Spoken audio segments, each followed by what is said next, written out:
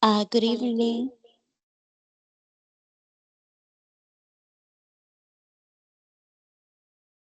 Good evening. Hi, Karen. Oh, Karina. Sorry if I That's okay. mispronounced it. Perfect. I think I don't need to do a sound check with you, All right, and video good. check. So normally I'd like to, ask for the facilitators and co-facilitators just to have their audio and visuals up as they are presenting the webinar. It makes it easy for, other people that will look at the webinar in future to put a face to the name in terms of the policy recommendations. So normally we start the meeting at 10 minutes past 6, just to let people, come in, because if you started at 6 o'clock, you might not have people in the room. So we like to give people that a time so that they can attend the meeting. So I'll just check with the other facilitators as well, Mm, for the working groups, just to ensure that their mics is on and cameras are working fine for the I, 10 minutes. yeah, But I think we are sorted, so you can lay back. Let me try and get the others to also join the webinar as well. Thank you so okay. much. Great, Yes, thank 10 you. minutes. Yeah, in 10 minutes we can start. You have all the rights to share. Yeah, it's not a big deal, guys. Yeah. Not a big deal. We'll manage. Yes, thank you so much. All right. Yeah, Bye. great. Thank you. Well, I can see Sibonsile. Then I just want to say hello. I know it's been a while since we met. Just taking the opportunity to say hi.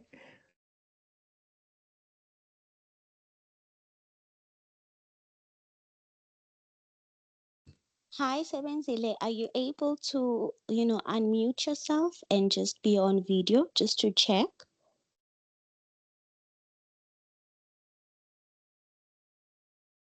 Oh, all right. But the chat is working. Okay, cool, cool. Okay, thanks.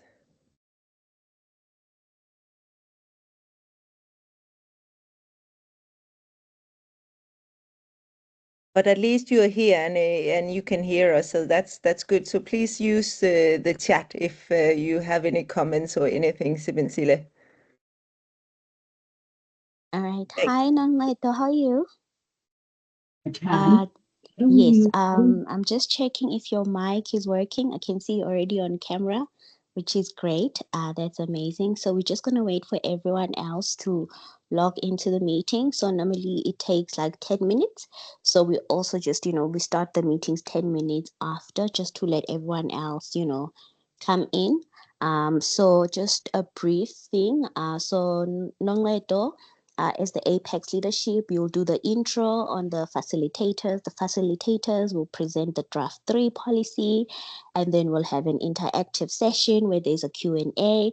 And if maybe there are any inputs from others on the policy, that can be addressed by the facilitators, and then you'll come again, Nongleto, just to close off the meeting. Yeah. So it's, yeah, I think you guys, you'll have it. These are your things, guys. All right. Bye. Let me try and get hold of the other facilitators as well. Thanks, Yanda. And if Hi, yes, everyone. and if you can, Karina and Serenzile, you guys work closer with them, just nudge them. I'll really appreciate that.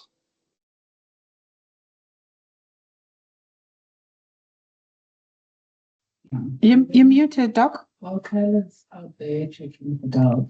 I wanted to ask Doc, before you come in, maybe you were going to answer my question. When I'm introducing everyone, who should I be introducing? So it will be you and Serenzile is presenting today? So Sibusiso is presenting. I will be sharing the PowerPoints from my side. And Young, she's in South Korea, so it's past midnight on her side. So I'm not 100% sure that she will be joining us. but Sibonsiso as a facilitator, and I will be supporting him.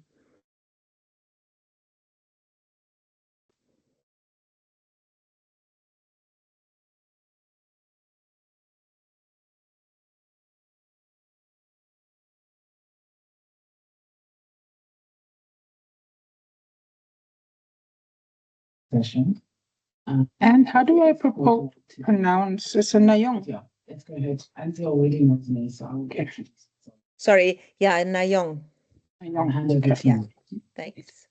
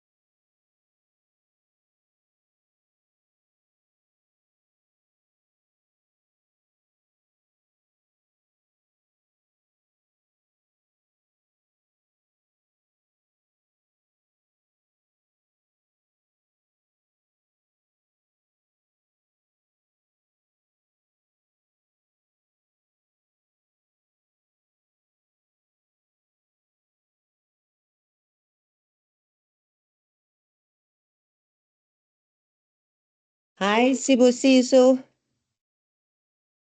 I think Ayanda also want to do a sound check with you because currently you're muted.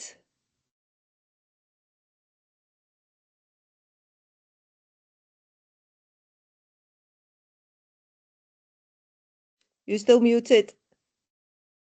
Okay. Yeah. Um, uh, I have unmuted myself. Good. Much better. Okay. Can you hear me? Oh, perfect. Thank you. Thank you. I think Ayanda is saying that we are starting 10 past. So I think just another minute or two, and then I think we'll have the introductions. Perfect. Thanks. Great. Thank you.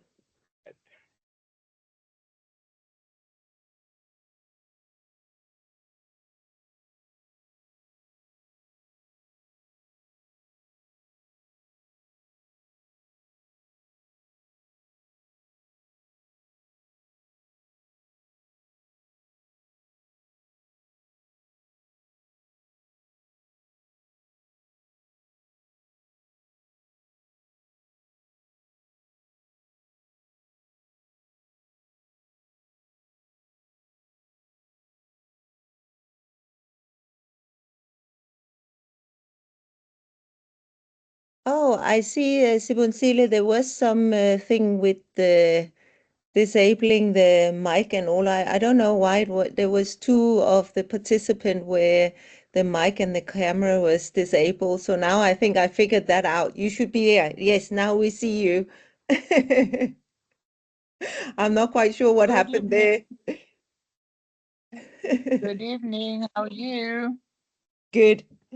I'm happy to see you now. Indeed. Good to see you, Karina. It's been a Mm, while. it has been a while, yeah. So we connect in different ways. Indeed. Indeed. Yeah, I'm good. happy. I'm happy to connect. That's Thank good. you. Thank you Good. so much. Good Thank evening to you. everybody else. Good to see you. Hi, Nungweba.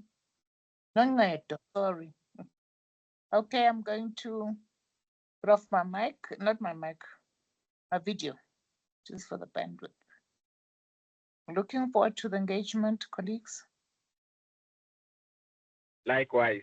Thank you.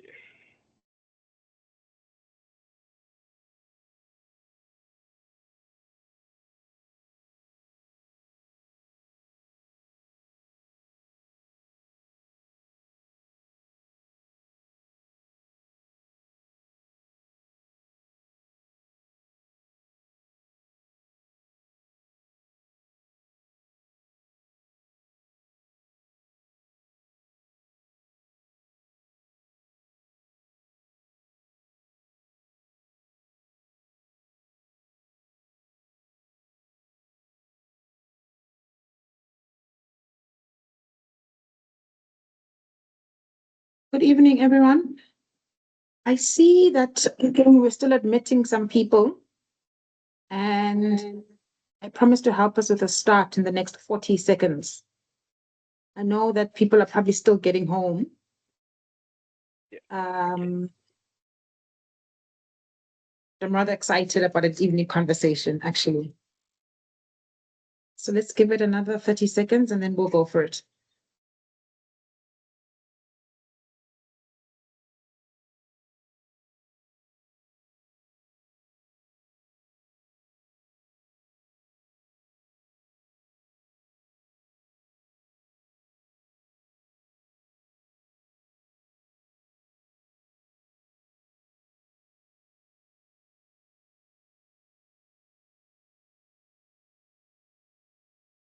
All right, everybody, welcome. My name is Unongado. I am in the leadership of the C20 this year. And I think, yeah, we're having an important, one of the most important conversations actually that have happened throughout the working groups over the last couple of days. And the reason I say this, as many of you will know, is that we're discussing something that's at the intersection of all things development, culture, livelihoods, and sustainability. I think in a world where the politics of our times are very volatile, the appreciation and the safeguarding and the promoting of labor and meaningful work on productivity for all of our countries, for our regions, for the world has become very important. In a time where climate makes hazardous migration short term in the very near future reality, where new economies are probably being developed by oligarchs as opposed to general people and those affected as the majority across our different nations. It's important for us to think about what innovation looks like, what transformation could look like, what job security actually means, what equity across the spectrum will mean for us as well. And so those are the types of things that got me excited about being here this afternoon or this evening. And I'm hoping everyone has gotten themselves comfortable. Please reshare the link of this conversation in WhatsApp groups where others are as concerned around these issues as we are, and have them join us to help us think and ask us critical questions that can help us panel beat and fine tune our own propositions around this working group 10, around employment opportunities and the retention of such. Presenting for us from the working group today will be Uswu. Swu, your bio is on the profile. I don't even want to get into it, but I'm very excited around many years of experience and working across different sectors and levels of government. thinking about this question of equity, job security, and employment. And I know Karina will be supporting you with sharing slides and taking us through the presentation. So over to the both of you. I want to ask for housekeeping that people just, you can raise your hand, but I prefer if you put your questions in the comment box and or write them down. And we'll have some time for some engagement today towards the end as we tidy up our conversation. But I'm very excited. And people that are home, please put this thing on speaker so your families can listen and follow along with us as well. Welcome. And I'm handing over to our working group members now. Thank you very much. Thank you so much, Nangleto. Karina, am I audible? Okay. No, no. Thank you so much, Nangleto, for the introduction. Again, my name is Sibusiso Mkize. I am with Dr. Karina. We are missing one member of the facilitation team, which is Nayong Kong. She is in South Korea, and it's 1 a.m. there right now. So we are sending her apology, and Karina and I will go through the slides, and this was the work at Karina and I, in particular, Nayong, we facilitated the working group, but this was the work of the civil society organizations that were part of the working group, tireless work from a number of individuals that were part of it. And we are hoping that we are going to reach out to more people across the globe, across South Africa, because unemployment, in our view, is a pandemic in this country. Karina, I don't know if you want to say something before we do the slide. No, thank you so much. If we can scroll through the slide.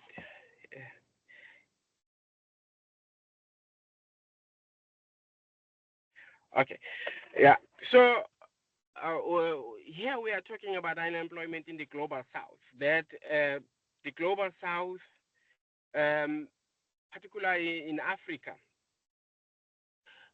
about 83% of the population are either unemployed or underemployed.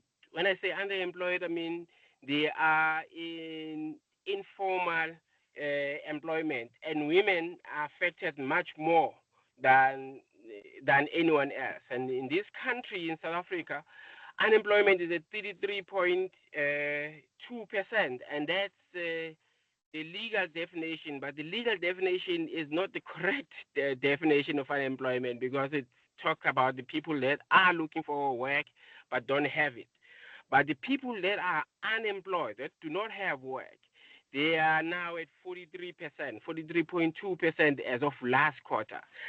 So we are at a situation where we are close. We are close to have. Hello. Hello. Keep going, Sue. I think we've muted that person. Oh, okay. All right. Sorry. I thought maybe someone was. Yeah. So when we talk about the global south, we are talking about Africa. We are talking about most of Asia, the Asian Pacific, and we're also talking about the Middle East and North Africa, which is called MENA in brief. So and then when you look at that, we have quite a vast difference between what is happening in the global south and what is happening in the west and the north. So and then as a result, we within the G20, we basically have two worlds that exist. Karina, if you can move to the next slide, please. So we are saying that with this with this rampant unemployment that exists, the biggest burden of care is left to the civil society organization. Now, the civil society organization have been excluded by and large in the as a social partner in the tripartite. The tripartite is usually, with exception of few countries, is usually business, labor, and government, to the exclusion of the civil society organizations. And we are saying that in the global south, the employment uh, or the unemployment is remains the same or worse than when the Millennium Development Goals were set, and then later the Sustainable Development Goal 2030. So we're worse off, which means that SDG 8 of of creating decent employment, decent jobs is not being achieved. So uh, partly because Africa is broadly rural, and the rural communities are underdeveloped, still remain underdeveloped. There's a lack of inclusion and discriminations against the vulnerable groups, which is women, youth, and LGBTQI or LGBTQA plus communities. And and also there's a lack of investment in job creation sectors like your agriculture, like your renewable energy, and the digital technology, which are new sectors that everybody is moving towards. But Africa, the global south, is left behind. And then we are also saying there's a lack of investment in public employment programs. That the most important input of government in job creation should be in the public employment program, because that's the program that government have a direct hand in. And we know that across the world, after the wars, after the pandemics, a government will create a public employment program, firstly to rebuild, but also to get people involved, get people earning income. And we are saying that's not happening as it should in the global south. Karina, if we can move to the next one. So, in response to some of those broad challenges that you have mentioned, we, as a working group, we identified 7 priorities that we feel that the public and the civil society organization should engage on around the issues of employment creation. The first one is the civil society inclusion in the tripartite. Karina said it should be tripartite plus structures, and then the promotion of decent work, as described by the ILO, the link between employment and opportunities, education, skills development and training, increase investment in rural communities, promote public-private partnership to grow employment, promote robust public employment programs, and then and the last one is diversity, equity, and inclusion of women, youth, people with disability, and LGBTQA plus communities. Um, so those are the 7 priorities that we have identified. Karina, if we can move to the next one. Oh, you there? Sorry. So so we are saying that the current situation is unattainable, because we are saying in broader in the north and in the west, almost 90% of the people are represented, because they are working. They are either represented by employer organizations, or they are represented by labor movement. Now, in situation where you find people that are broadly unemployed, and or broadly underemployed, because the people that are underemployed, the people that are self-employed, informal employment, they're not represented. They're not represented by union. They're not represented by employer organizations. So they are responsibility in communities of the civic society organizations. Um, you can see here that over two-thirds of people in South Africa, for instance, fall under those categories, either unemployed or underemployed. It means they are not represented. They live in communities, and the care that is provided by civil society organization.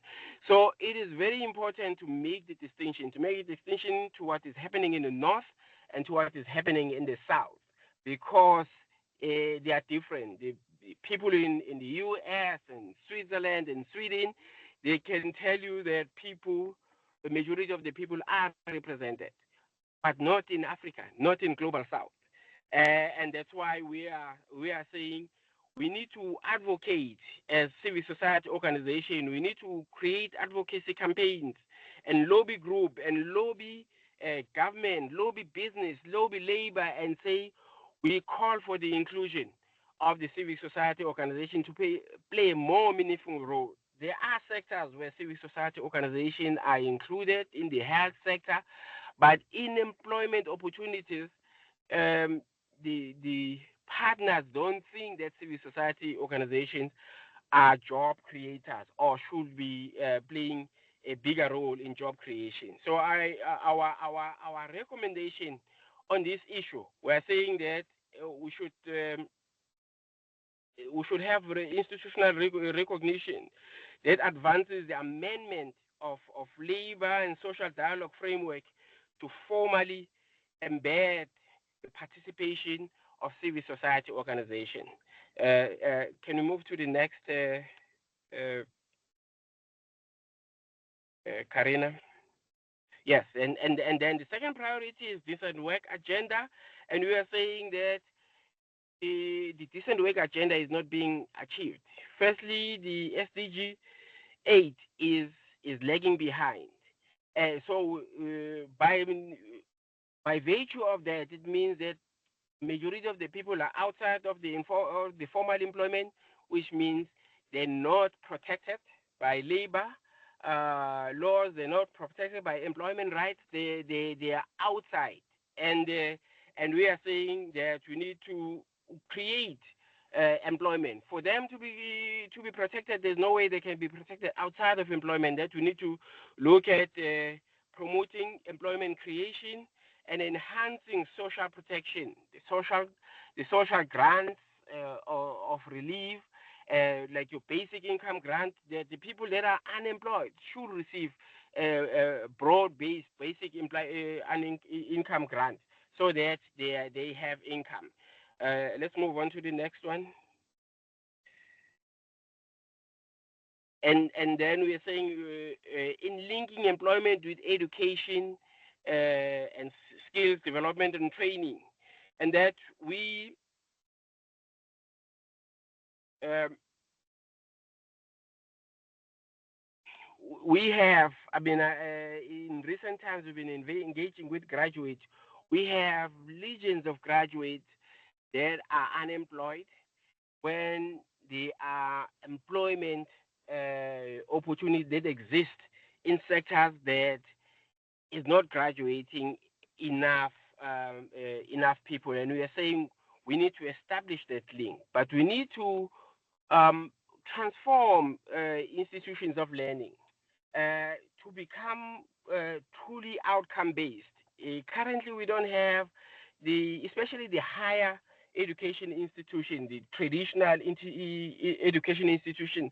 They're not outcome based and they're not centers of excellence. They train, they create brilliant minds, but the brilliant minds that are not able to create their own jobs, that come out and look for jobs in the market. Now, there's a limit to availability of jobs unless there's an increase in job creation and job availability, we are fighting a losing battle.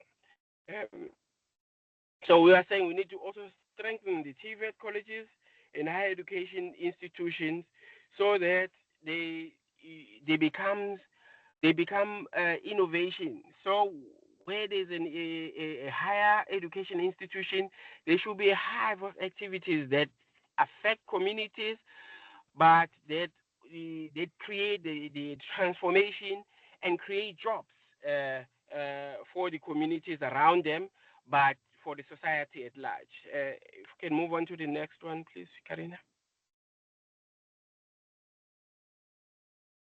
And then we're also saying there should be increase in investment in rural areas, and this effect cannot be over emphasized enough.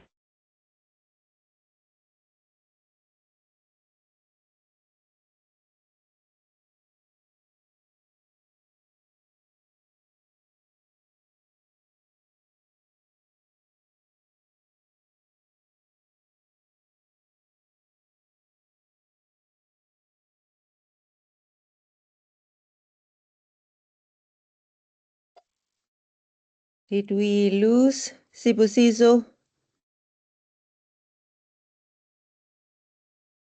All right. Okay. Um, Let me see if I can continue his presentation. Yeah. All right. Hold on. I'll do my best. All right. Well, we got to our priority area 4, focusing on increased investment in rural development. As Sibusiso was saying previously, especially in the global south, a lot of workers are working in rural areas in agriculture and in that area. And there's often a focus on industrial areas, on the urban areas. But we are also recommending an increased investment in rural development, focusing on sustainable agriculture practices, looking at also linking it to climate changes that we know are also currently affecting a lot of communities in the rural areas. We are calling for public-private partnerships, where also partnerships between the government and the private sector and the civil society, as we talked about, really have to come together. We're also calling for the women's empowerment in that area. We know a lot of women are also finding income and sustainable livelihood in the rural areas, and we are calling for a specific focus also on women in this area. We need to look at access to markets around affordable financial services, also in the rural areas. And again, linking all of that to a climate resilience and environmental areas. Going to our 5th priority area is looking at public-private partnerships, as Sibusiso was mentioning earlier, and also around the SMME's development. So while there is some synergy around private and public sector, it's usually on a macro level at big businesses, but we are also calling for that to look at small and medium enterprises, and especially again looking at the global south, where a lot of people find income through small businesses. There need to be a specific focus on that, because a lot of workers find work in this area. So we again calling for a deliberate focus on a structured partnership between the government and the private sector, with a focus on investing in SMME development, and especially also focusing on the agricultural sector. We are also looking at how it's happening in the manufacturing. We know there's a lot of pressure on that, but also in the just transition areas, where there's lots of opportunities moving to a green economy, but it does call for a deliberate investment to support small businesses also in that area. Our sixth priority area is public employment programs. We know that sometimes that is looked upon not as a way to go, but especially in the global south, we're finding this as a very important focus area, especially because there's a high formal unemployment rate. We see a lot of informal employment and work in the global south, and there's not a lot of formal opportunities, but we do see some successful programs when you're looking at the public employment programs we have in South Africa, but we also have in other programs around the area. In our working group, there were some examples from India that has some great learnings that we could learn from. So we are looking at recommending to design public employment programs to focus on long-term employability rather than short-term relief. Also linking it to infrastructure development, equipment financing, and tools for training to prolong opportunities and retention, that it is not just a once-off and a short-term engagement, that it's actually setting people up to transition into sustainable either employment or sustainable businesses, linking it again to the SMME development. And then also in a very practical sense to balance the wage and non-wage components in a public employment program, and to streamline what is actually the design of these public employment programs to enable people to really transition from a supported program and into sustainable, decent work areas.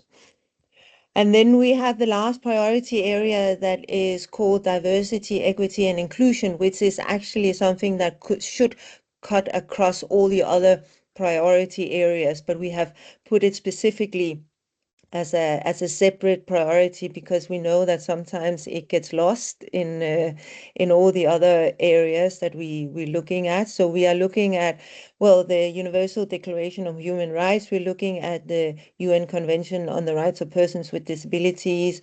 We're looking at the International Convention on Economic, Social, and Cultural Rights about the right to work. And we're especially looking at how people from minority racial groups, women, persons with disabilities, and people from the LGBTQ plus community, how they are facing marginalization and discrimination, and we are calling for a specific focus to continue the focus on and enhance it inclusion agenda to ensure that workplaces are actually inclusive and accessible, that women, persons with disabilities, LGBTQ plus individuals have the same access as anybody else, looking at how to leverage new technologies, how to look at hybrid working environments, and how that can really work for the benefit of people that has traditionally been excluded from workplaces.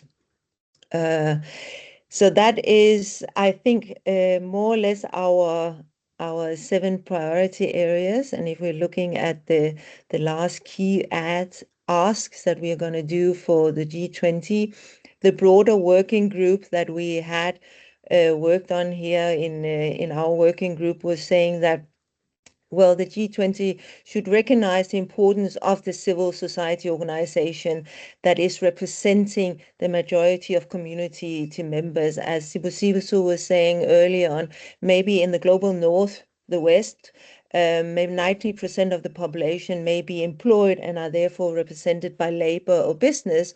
But if we're looking at Africa, in many global south countries, 70% are actually supported by civil society organizations and NGOs. Therefore, it is so important that the tripartite alliance include civil society.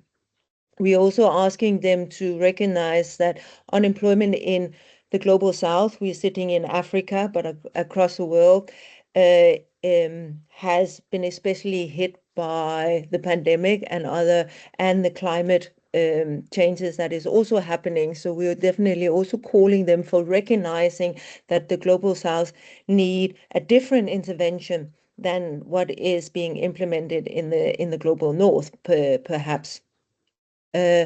We're asking for an investment in employment creation before profit making. We are also asking that related to a just transition, saying that in a country like, for example, South Africa, transitioning to a green economy needs to be just, and we need to make sure that people are included, both people that are already included in maybe the current economy, but also people that has traditionally been excluded from the labor market. How can we ensure that moving to a green economy becomes inclusive and accessible for everybody?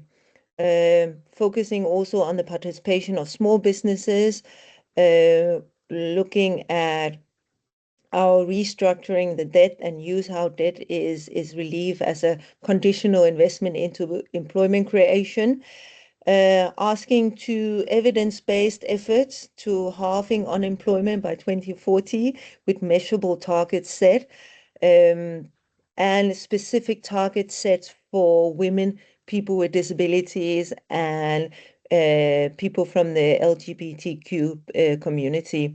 And then asking also that I think the last one, there's a mistake there, but asking the Global North to support that transition also to happen in the Global South, and that there are various ways that we need to engage in order to make it a decent work in agenda, because decent work in the Global South and the Global North cannot necessarily be compared, and we need to have a specific focus on what decent work looks like in the Global South context.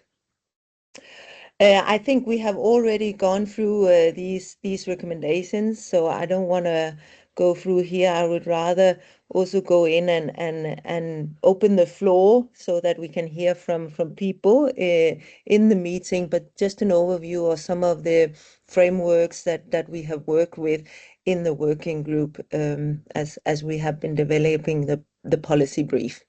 Yes, I think I want to stop there. I don't know if we completely lost Sibusiso or he is with us again.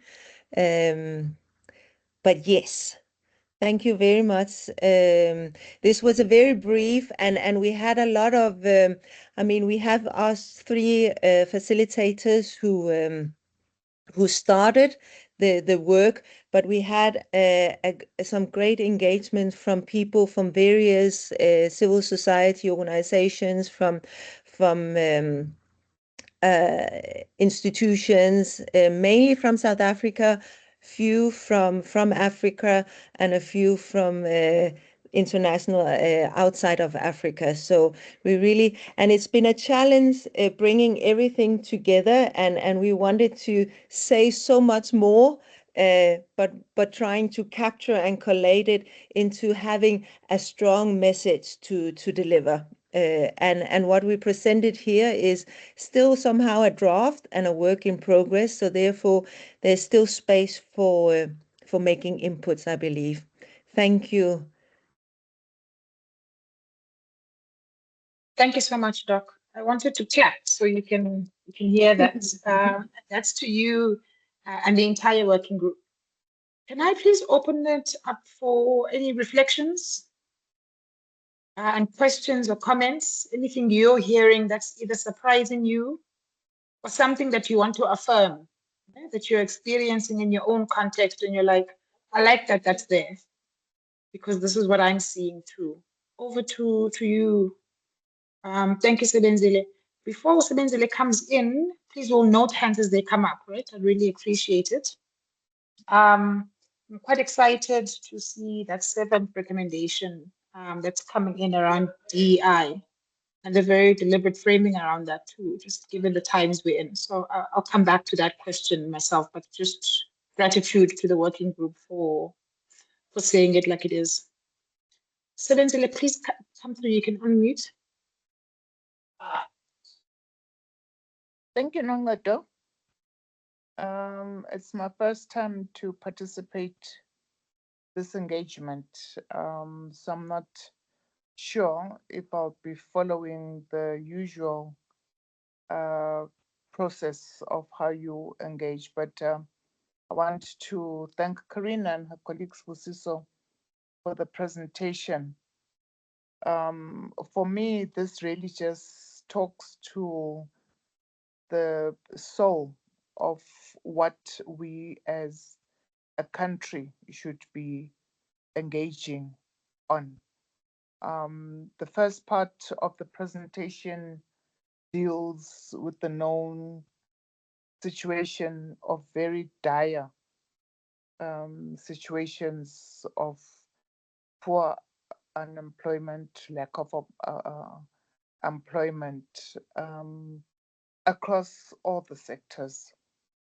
And Karina, you know me from the disability environment, and therefore I just want to acknowledge the fact that you, much as it is a cross cutting initiative, but you have made the effort to ensure that there's a stand-alone element that talks to that, because the reality is it's usually a shortcut for people to say it's a cross-cutting element, but the reality is it gets lost in the language and it gets lost in the actual objectives and outcomes of whatever planned initiative is there.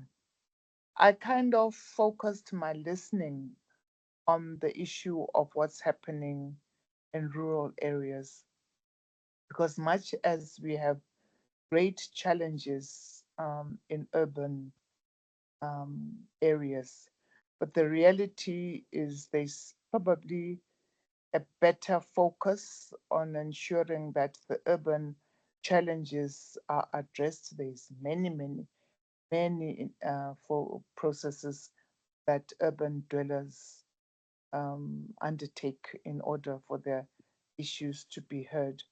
So I deliberately focused my listening on the urban matters because out there the situation is really dire. And part of the process is because people are then forced to move to urban areas for possibly better opportunities. And we all know that the urban so-called better opportunities are really a myth, for lack of a better word. You know, if you're out in the rural areas with the proper support and systems, I strongly believe there would be better solutions for the people out there. So I just wanted to say, I think it was on 34, if I didn't get it wrong, Karina, where you had that engagement, that discussion on rural situations. I just want to recommend that we need to emphasize the role that local leaders in the name of chiefs, izinduna, whatever we're going to call it, the role that they play. And having listened to the presentation, I didn't quite hear any emphasis on how the engagement with local leaders in that environment will happen, because the reality is they can make or break the situation in rural areas. And every rural area has its own dynamics when it comes to local governance. So I would just like to recommend or suggest that there be an item that is going to be focused on the role that local leadership under rural areas play, so that we don't miss that. It's a great opportunity. They sit with a situation where now, unfortunately, they're facing a lot of the kind of similar challenges we have in the urban areas. You know, crime, substance abuse is moving into those areas, and I get a sense that there's also a bit of being overwhelmed by what is to happen. So I just like to recommend that as part of that priority discussion, there be a focus on the role of local governance in terms of chiefs and the role which they play thereof. Because I believe that if some efforts are made in the development of rural areas, whatever, even if it's about us. There's a word Karina used, when you're talking about basic, what's the word where you do talking about basic agricultural development, not commercial. It's important because at the end of the day, all that people want is to be able to feed their families, and if there's anything extra, they can actually take it to market. So I just want to suggest that there also be a bit of emphasis on there. And secondary to that is the role that other vulnerable groups, such as people with disabilities, play in their own existence in rural areas. I don't think there's enough emphasis on that. I really feel it's what's the word? English is running away, but it's an unfortunate situation that people with disabilities should be forced to move to urban areas where, I mean, the competition is so bad, and it's dog eat dog world. If there's a way of keeping people with disabilities who are already in the rural areas, then there should be a special dispensation created to enable them to be able to live a better quality of life. To be honest, maybe talking for myself, if I had a choice, I'd rather be in the rural areas, provided I would have all the amenities where there's peace, quiet, less environmental hazards, pollution, crime, and. But the reality is the environment out there. If you have a disability and you're in a rural area, then really your chances of having any dignified life is minimal. Thank you. Thank you, colleagues. Thanks for allowing me to ramble on. Thank you. It wasn't a ramble. I think you were threading those issues in spectacular ways, and it's important. I loved just coming off your last point, the connection in this offering today around social protections, because when people sometimes talk about employment and livelihoods, they leave out the story around the possibility of, in the short term, social basic provisions. I don't even want to call it grants here, that allow people to build their own mobility.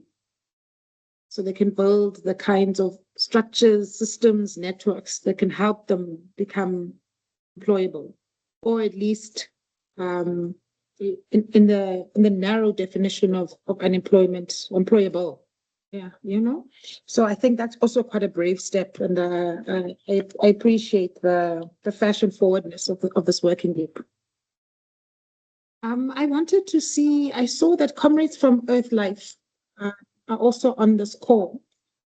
There are big conversations across the world around a just energy transition, for example. Big conversations being had again as this offering or this paper makes clear, to the exclusion of civil society, the alternatives around extractives, and that's also an area of possibly high employment for young people, for people that are on the margins, like Usebenzile has noted. Swangile, do you want to come in? But I'm opening this up to anyone, please, on the call. I'm just finding friends now to help us have this conversation. Good afternoon, everyone. My name is Spongile Ndlovu.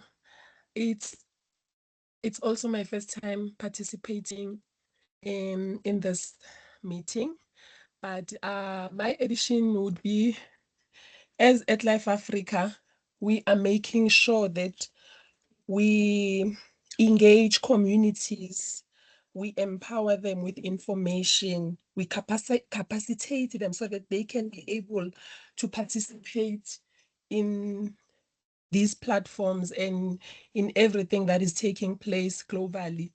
We are also having a lot of workshops around the G20, sourcing out information from other organizations like Oxfam, so that they can come and assist us so that people are not left behind. And I also like when Sebenzile is saying that if it was by her choice, she'll be staying in the rural areas, because we feel that people in the rural areas, whether able or not able, they are mostly left behind. There's not a lot of information that is going out to them. And currently, we are speaking of just transitioning to a low carbon economy. But you find that there are communities that they've never even experienced having electricity. So most of the time when I work closely with the communities every week. I facilitate a workshop on climate change and just transition in different communities of Gauteng, Eastern Cape, and Limpopo. But sometimes a question comes that says, what are we transitioning from? Because we have never even had electricity in the first place. And Sibusiso, before he was cut off, he also mentioned our high unemployment rate in the country.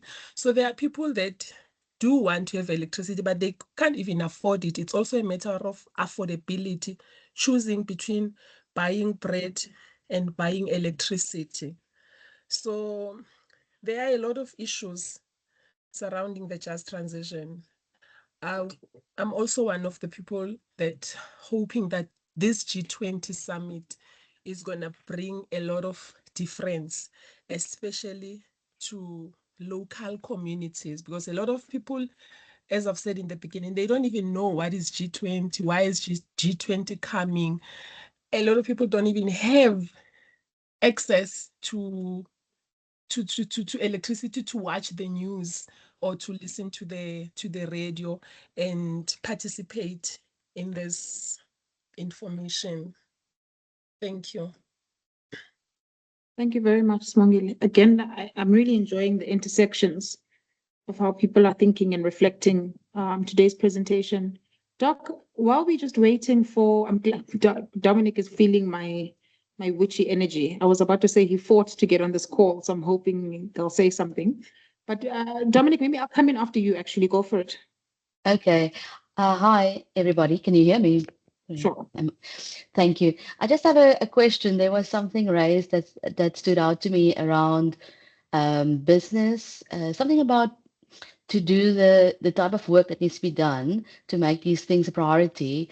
And it was said in line with before profit. What does that mean? Can we unpack that a little bit? Because that is new to me as well. And I'm quite curious about that because there's so much more opportunity if we can understand that better. Thanks so much, Dominique.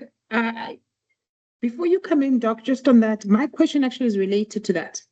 It was around the first recommendation as well, the institutionalization, I think, of labor policies. So I wondered if you could answer maybe those two recommendations together. Let me try, and I'm not making excuses, but this is not my expertise area.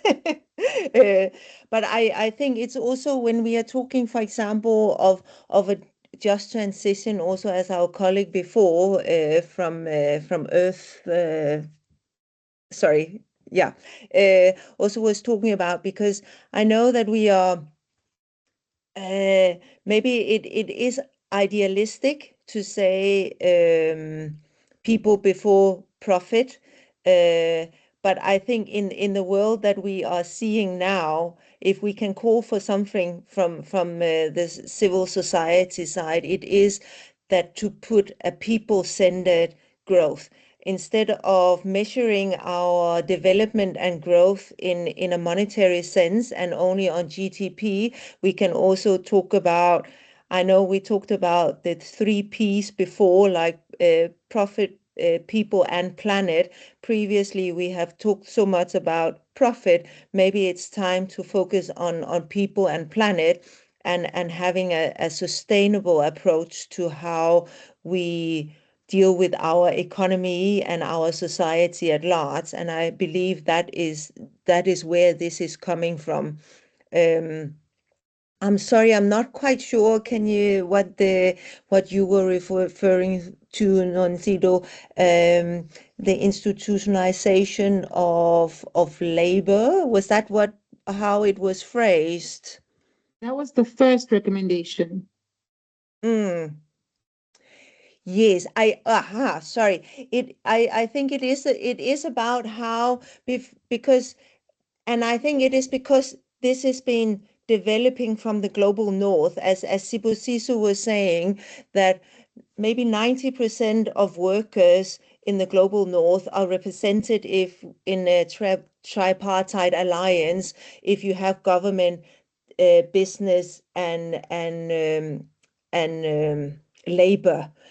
So what we are calling for is the tripartite plus structure, where you're including civil society. And we could see it. We, as a working group, was included in the last working meeting of the G20 employment group.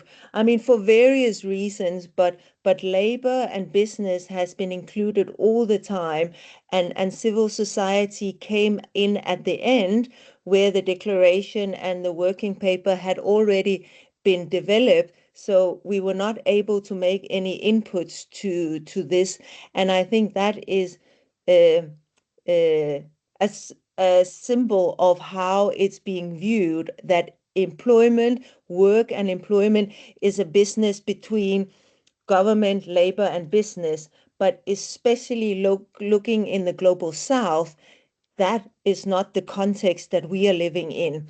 And we need to have representation from civil society in that. So that is where that recommendation is coming from. I hope that made sense. Mm, mm, mm, mm. Very much noted. Dominic, do you want to maybe come back in with a reflection after Doc has shared? Yes, thank you. Um, I think it was quite nice, Karina. Now you almost need to remind me what you said, but you talked about it's kind of like being slightly disruptive Mm. with that comment. Uh, uh, uh, please repeat what you said. The Well, profit, I, not I, wa- I profit. was saying about the three P's, that we talk about profit, people, and planet, but I think very much there's a focus on the profit. But maybe, not maybe, I believe it's time to have a focus on people and planet, and Yes, not just in words, but actually in yes, action. So as you're saying, disrupting, maybe how yes. yeah. Like I find often that we are sort of we're starting from the problems when we need to redesign, and then we are bogged down by the problems because there is a lot of problems to deal with, and you kind of flipping the agenda there is giving us this idealistic approach that we can aim for, and loosening the shackles a little bit around the problems and saying, okay, well, we need to, the game is rigged. Maybe we need to redesign from a new perspective, which I really like. And I think that is maybe this disrupt culture is something that we also need to embrace coming from the tech environment. They get a Mm. lot done with this. But anyway, yeah, that was just a comment. Thank you. But maybe I'm also in that story now, like having the opportunity of, if we are talking about a transition to a green economy, using that as an opportunity but then we have to do it right this time. We have to make it inclusive and accessible for everybody, people in rural areas, people with disabilities, women, people from the LGBT community. But instead of seeing it as a problem, but seeing this maybe as an opportunity, maybe it's still a bit idealistic, but I think we have to try and be that. Can I add one more comment? I think when you say do it right, like there's a alarm going off, like a light bulb, because that's a absolutely we need to do it right. And how do we do it right? I think the communication part is so important, and it means that all the voices needs to be represented. But the capacity part, the capacity building, that preparation work is almost more important to put all the right ingredients out, give all the people the right tools and the capacities to fully and equally participate. Yes. What's that Article 4.3? So I think that is the challenge, and we can also just reflect on the G20 and what has happened, and it's almost towards the end of the year, and what you just said about your own experience as being part of this civil society and how that was how you were included there. So we can do better when it comes to the communication part. Anyway, thank you. I'm gonna close. Thank you very much. Swangile, I'll come back to you just now. I wanted to see if Ngobile and Lungelo wanted to maybe come in here as well. It's open for everyone. Please imagine that Dr. Karine and I have decolonized the space. People need to come in here concerned about state posture. It's open to everyone. This is civil society's version of this process, so it's very much for us. Lerato, Umandisa, she's Colin here, and Ayanda, Benedict, Esther, and Butle, please join us. Dominique is talking about giving everyone the tools to participate, and that is probably in the G20 process, C20, and or just in the process of being in a sustained livelihood environment. And I'm in the education space, basic education in particular, and I really enjoyed the recommendation around linking and matching employment to education, skills, and training. And I know that in many countries, when we make that assertion, we're thinking about what's happening at a tertiary level.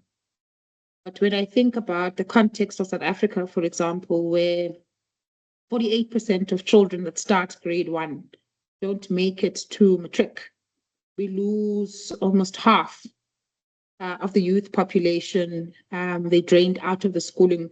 We use the concept of pushed out of the schooling environment, much to the issues that folks have noted here that are as a result of rampant unemployment. So it's quite a vicious cycle. And maybe my recommendation to this working group is to consider adding a little bit of an insight around the experience of basic education, because I think all of those things then have a knock-on effect.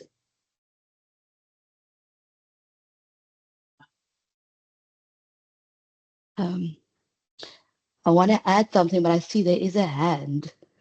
So maybe Dominic, you go ahead, and then I'll take Okay. you. I was Okay. hoping others would join us too. Yeah. Go first. Okay. I think you talking about education, Nansito, just made me think of a project that we are involved in since 2023, and it was to reflect on all the universities, disability units. And because our work in employment lets you reflect on employment, but sometimes you have to step back and sort of where can I influence? If I can't influence the employment market, maybe I can help people to be more market ready. So that's when we sometimes get opportunity to look at other areas of the issue. And yeah, with this project, we reflected on all 28 universities' disability units, and we had them self-evaluate. We gave them a tool and had them self-evaluate. And it was just an eye-opener to see how much work there still needs to be done and how much resources there still needs to be channeled in the right way to just open the door, to give access to students, to have access to a disability unit. It's major, major work. And now we're not even talking about the TVETs and the CETs. So there's a lot of work that we can help, and we're just starting. I think this project has received some support from external funders, but I think it needs to also have some support from, I don't know if it's government or the right government departments. There is guiding policies that gives an outline of what a disability unit should offer, but we are detailing it with experiences from maybe the top 5 universities, which makes it more tangible. But again, I just wanted to highlight that majority of the universities needs help with this. They are doing it ad hoc on them at the moment. Like when there is a student that miraculously breaks through the ceiling and are able to make it to university, a student with a disability, yes, they support them, but there's not a like a pathway. There's not a pathway for these students. It's a fight. Every aspect of going to university, being able to live in a residence, um, being able to have a social life, all aspects. But anyway, so there's a lot of potential. There's a lot of potential in just giving each education institution a functioning disability unit. Yeah. Okay. Thank you very. I can only imagine the horror of the findings of that project. Yes, thank you very much for bringing that to us. Mobile, please come through. Thanks very much, Neto, for this opportunity, and good evening, good morning, good afternoon, depending on where you are in this world. So, it's really, really, really shocking to look at the numbers in terms of unemployment, and to think that last week one of the biggest organizations retrenched about 400 people. You ask yourself, where are we going? What is it that needs to happen? And when you look at governments, especially African governments, most of the African governments, they don't have a strategy in terms of job creation. They always come during the State of the Nation address in different countries, promises jobs and promises a lot of things that they end up not happening. I think as a civil society, we need to, one of that I can put as a recommendation, I think as a civil society, we need to go to a round table with the government and start to engage about proper way of job opportunities or job creations based on the work that you are doing. I can also say as civil society, we sometimes do a lot of work that sometimes need to be done by the government, but we find ourselves doing it, and we make the government not to take it in conclusion that they need to do that kind of work, and then they think that the work belongs to the civil society. So we need to find a way in terms of the skills that we have within the civil society, how do we transfer it to the government?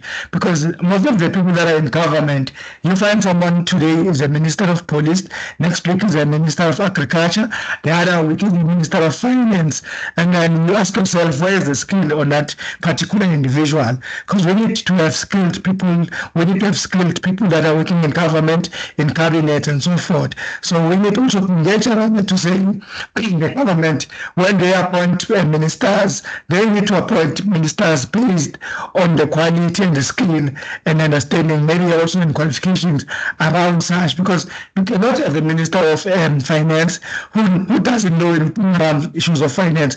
You cannot have a minister of agriculture who doesn't know anything about how to harvest, how the agricultural system it works. So these are some of the things that we need to start engage in terms of do a limited deployment, greater deployment of people in position, but people must be given position based on the skills and also based on the many people being interviewed to say, if you become the minister of this, what is it that you are going to do in terms of job creation, in terms of retention of jobs for those who are waiting and so forth? Because we are experiencing that mines are retrenching people, everything is happening. There's a lot that is happening.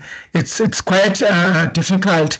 And the future doesn't look bright, but we as civil society, we can change the status of the future to look bright by engaging, sitting down with the government in all aspects, in all departments, to speak and find a ways to say, as a minister in this department, what is it that you are bringing on the table in terms of job creation, especially for young people and youth, especially for those who just graduated, especially also how do you place those who are who finish school, how to place them in TVET colleges, in university, in colleges, how to place them as those that they are coming from disadvantaged communities, especially people who are coming from rural areas where there's no internet, they can't even apply to get space in university and so forth. How do we help them? How do we empower such communities in terms of accessing these resources and have these resources? So that's why when we speak about this, we also need to speak about issues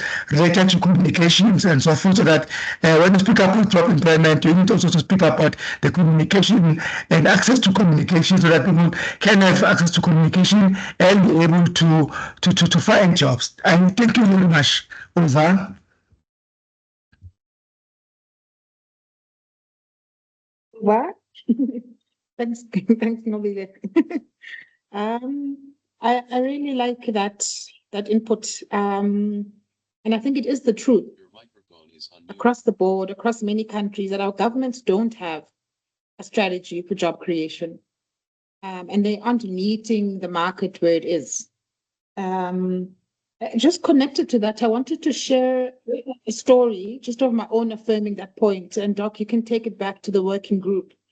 Is that I know you're all tentatively suggesting this idea or recommendation around public employment programs. And I know some will frown upon it, but you're saying in the global south, it is a necessity as an intervention because of our very high formal unemployment rate. So Ngomile makes the point around what are we going to do with the graduates? What are we going to do with those that eventually then do make it to a matric, for example? And recently, on the other side of COVID, well, during COVID and the various lockdowns, and on the other side of it, the government started a presidential employment stimulus program. And what happened is that the presidency was taking proceeds of money that's already been invested through the Reserve Bank and throwing it back into the economy with no plan, like Nobile says. And the Department of Education, Basic Education, put its hand up to be one of the departments that receives this tranche of money. But they too didn't have a plan. So when you're talking about having a plan and communicating adequately, what Usmogel was also talking about, how do you reach people at a very local level? That's come up quite a lot with Isabenzile as well. When the Department of Education received this money, they took it and started these education assistant programs. But I'm pretty sure anyone that's here that is from South Africa has seen a news article at least once every 2 or 3 weeks of strike actions and or the government apologizing for not having paid those workers. And it's short internships of young people going into schools for 3 to 6 months at a time. When you visit a school, especially in the rural communities, principals will tell you, as part of civil society, don't you want to take these kids, man, and get them involved in some kind of training because they're idle. They're sitting on the school premises, but they're doing nothing. Now, this is a department where the education department in this country is trying to solve, or we're convincing it to try to solve for a problem of the fact that 81% of children in the 4th grade cannot read for meaning. So if you are training, if you're acting local, if you had a plan around job creation and you're responding to the ills of society as government, and civil society is not doing your job, you could be thinking about training those young people to then become people that help with the literacy crisis in the country, for example, in the system. But the silver lining of that story, which is why I think public employment programs in the short term could actually be very useful, is because you've got these funds already and you give them to departments that need them, departments that deal with people and planet and not profit, right?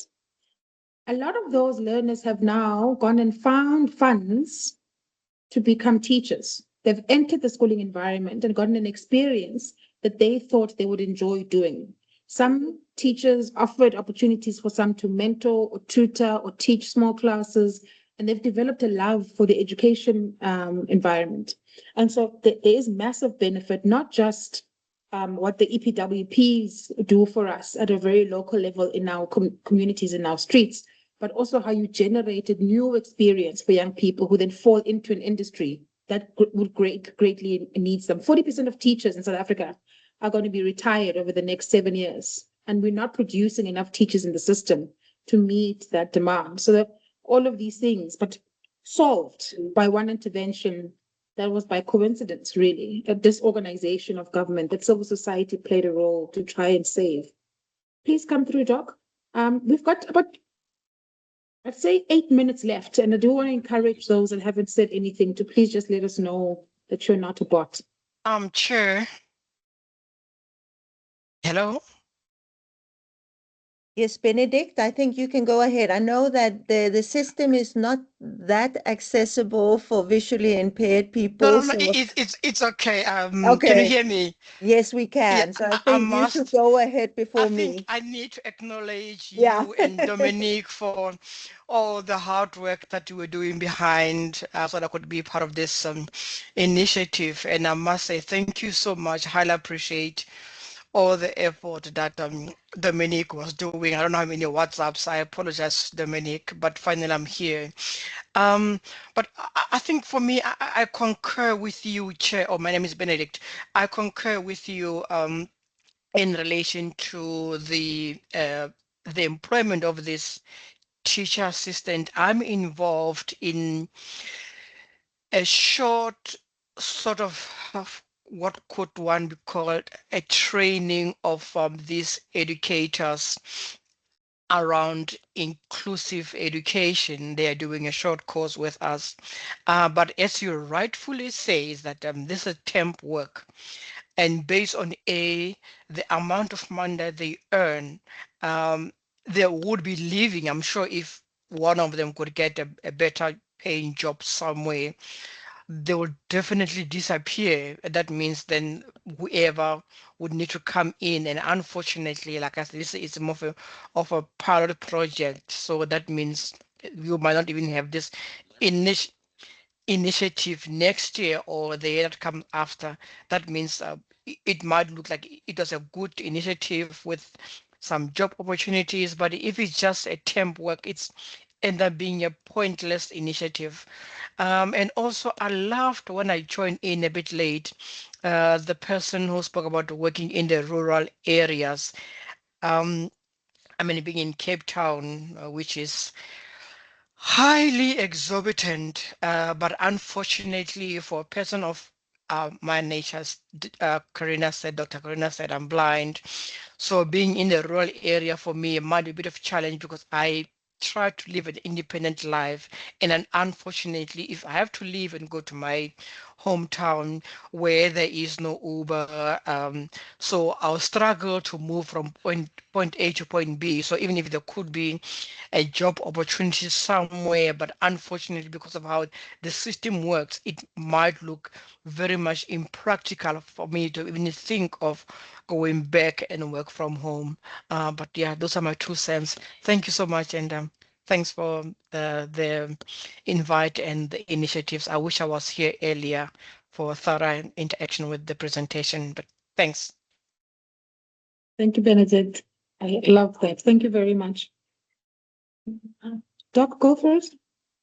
Yeah, sorry, there's so much that I think everybody wants to say and could say about this. I just wanted to follow up also on what you were talking about, the public employment program, because I mean, we can talk a lot about that in itself, and I think we all know that they are not perfect.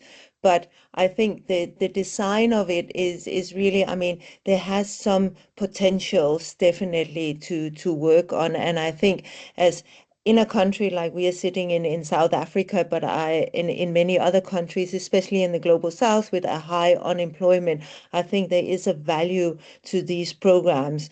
And especially also, as you are saying, with the reskilling, upskilling, skilling in general, if it is market related, because even the government needs to be market related in that way. What is the need for?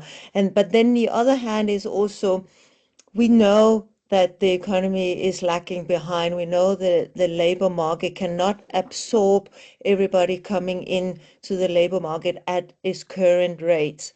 So I think also connecting it and seeing the public employment program as a on the continuum of the social protection mechanisms, I think is also something to be said about that because, yes, it might not immediately lead to a sustained work or employment, but as you were also rightly saying, I feel it's better than sitting at home. And I know that that's sometimes not good enough, but at least it is, if we are seeing it as part of the social protection system, then it can have some value as well. But I think it's very complex, obviously, because we want people to, we're talking about decent work, we're talking about dignified lives, we're talking about a living wage, not just a minimum wage, but a living wage, which these public employment programs do not always provide, as you rightly said, also, Benedict. So it's very complex, but I think we have to really engage these things in a context, and that is why we are very much calling for the civil society involvement in these discussions, because they have the expertise, they have the knowledge, they are close to people that these are focusing on. To have that people-centered approach, I think it's important, and that is why we're really calling for the inclusion of the civil society organization in these discussions around employment. Yes, thank you.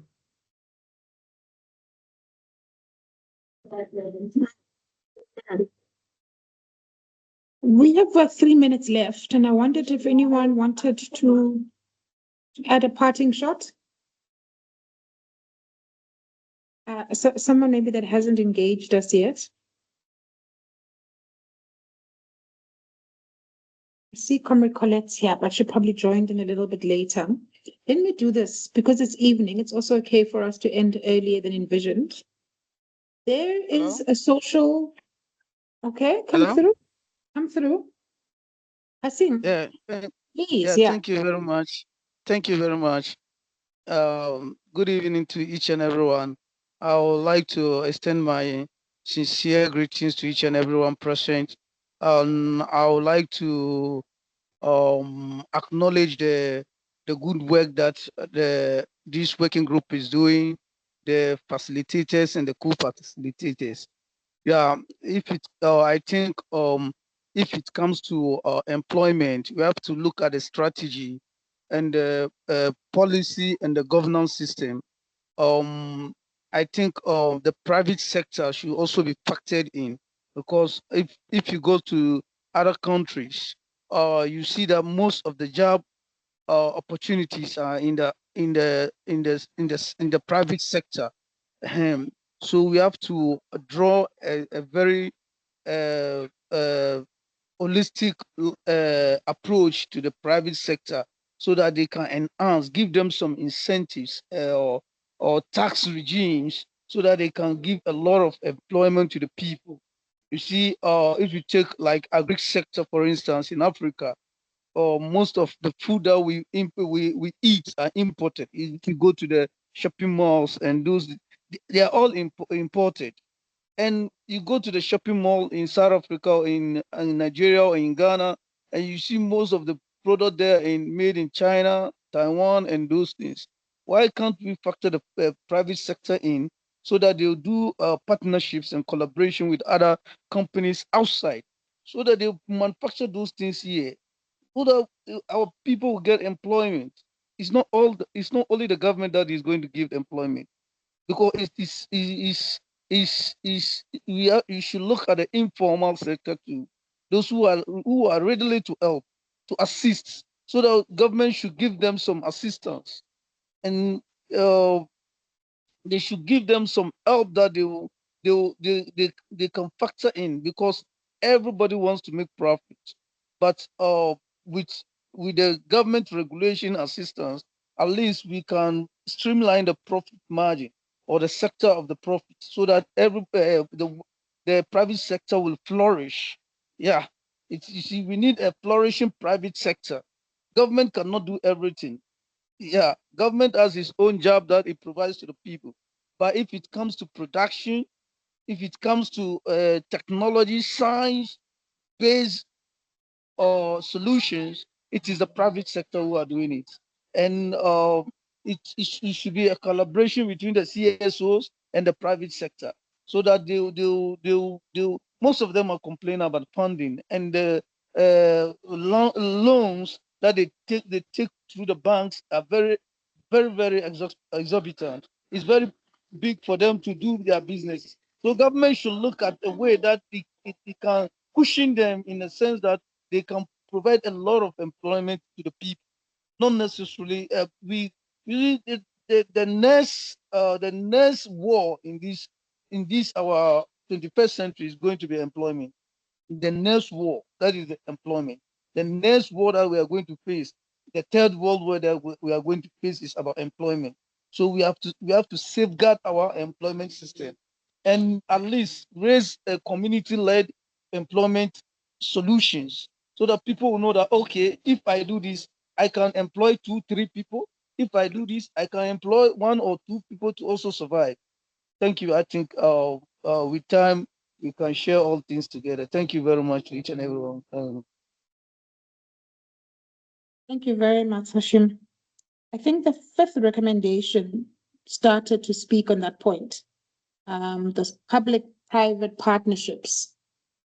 And what this working group was saying is that, yeah, we're not talking big business.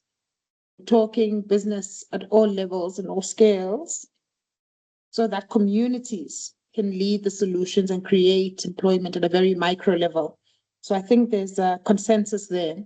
But I think actually maybe you joined after we painted our placards. Yeah, we said people and planet over profit. But the sentiment around business playing its own role in supporting the state and building communities and offering decent employment, I think is very much noted and a part of these recommendations. I wanted to say, because we've just had a friend join us, I'm sorry, we're going to have supper now. But we have a social summit coming up of this G20 process. Please follow the dates and when that is happening on the C20 WhatsApp channel. You'll see there's regular updates. Please join and follow the channel on the WhatsApp and check it out every 2 days or so, because there'll be updates on when people are meeting, where do you submit travel requests, all things like that, and what is happening in your own province or country locally as part of this process. I want to encourage everyone. I mean, we had such a good time together. I wanted to encourage everyone to please try and follow this program to its logical conclusion. We need to hand over a flaming hot baton to the US to make sure that we continue to protect and advance the gains of what democracy can give people. And this working group dissects one of those issues around employment, livelihoods. I want to add dignity, Doc, please. But don't leave this process or forget about us. Let's keep going till the end of November and see what the heads of states finally agree on. And if you're like me and unsatisfied, then we'll be outside the building. I'll probably have some empty placards in my boot. Doc, any parting shots? No, thank you very much for leading us through this, and thank you to everybody in the room. We really appreciate all the inputs, and I think it was nice to hear some confirmation, but also some additional inputs. So I really appreciate and can only second that. I mean, please follow and continue and engage in this process. We need all voices in this. Yeah, thank you. Thank you very much to everyone. That's the end of our policy briefing today. I want to say Amandla, but I'm not sure who's on the call.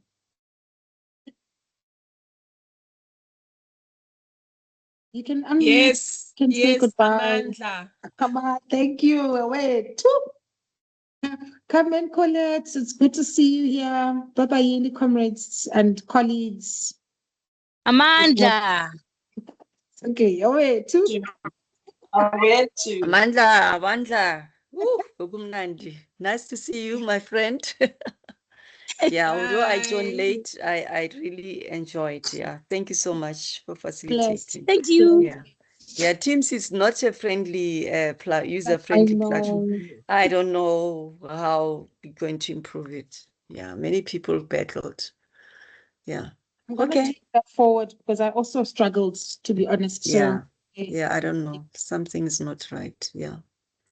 Thanks, Okay, Colette. Thank you, bye. Lava. Take that forward. Cheers, everyone. Doc, well done. Please give our gratitude to the team and take some useful notes back and onwards. Definitely. I've been taking notes and I hope that I can still access and the team can access the video. Recorded. Yes. Excellent. All right. Great. Thank you. Thank you, everyone. Good night. Good night.